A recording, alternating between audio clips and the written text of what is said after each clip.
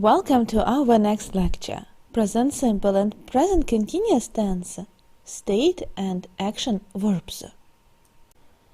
We use present simple to talk about actions that happen every day, and we use present continuous to talk about actions that are happening now or around now. We form the present simple tense by adding ending s or es to the main verb in the third person singular, and if we want to make the negative or the question form, we use the auxiliary verbs do or does, and if we want to form the present continuous tense, we use the verb to be, that is am, is, are, and we add ending in to the main verb.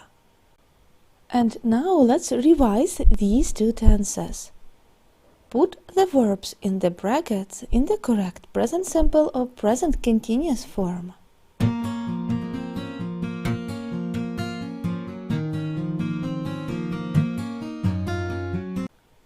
Let's check the answers. 1. Do you go in for sports? Yes, I play football twice a week. What is Tom doing now? He is planting flowers in the garden. What time does the film start? I think it begins at 8 o'clock. Does Mary have a job? Yes, she is a secretary. Let's have a coffee break now.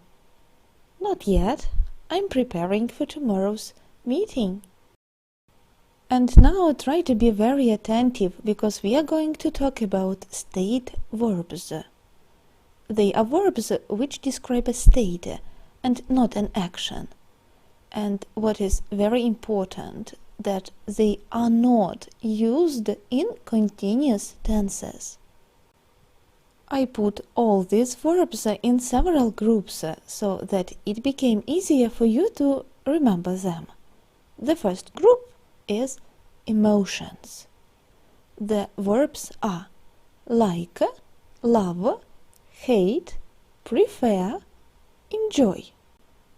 The next group is our senses, and the verbs are see, hear, smell, taste, feel. The next group is our ideas and all the mental processes that are in our head. The verbs are know, think, mean, forget, doubt, believe, imagine, suppose, recognize, remember, understand. The next group is relationships, and the verbs are belong to, depend on, owe. The next group is measurements. The verbs are measure, weigh, cost. The next group is attitudes.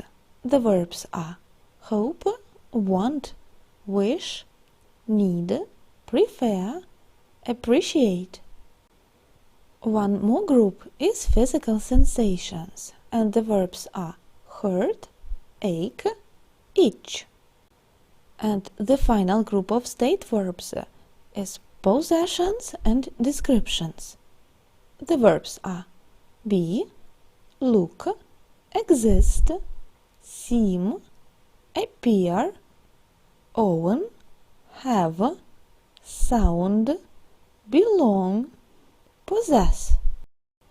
And now let's sum up all of the state verbs.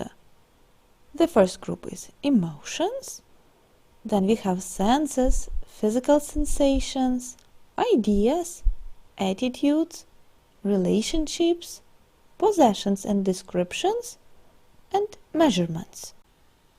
However, if these verbs describe an action and not the state, we may use them in continuous tenses.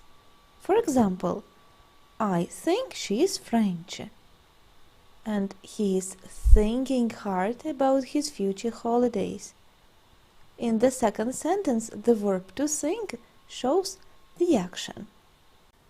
And here we have some more examples. The food tastes horrible, and he is tasting the soup. I see a plane in the sky. Or, I am seeing my friends tonight. In the meaning, I'm meeting my friends tonight. She looks tired, and he is looking out of the window. He is a generous person, and he is being generous today. If you want to show that this action doesn't happen very often. If you want to talk about possessions, then you have to use the verb to have in simple tenses. For example, he has a new phone. But if the verb to have is a part of the idiom, it is possible to use it in continuous tenses. For example, they are having a party at the moment. To have a party, it is an idiom. And here we have some other idioms with the verb to have. They are have breakfast, have lunch, have dinner, have a shower, have a bath, have a swim, have difficulty, have fun, have trouble, have a dream, have an accident, have an experience, have a baby, and so on.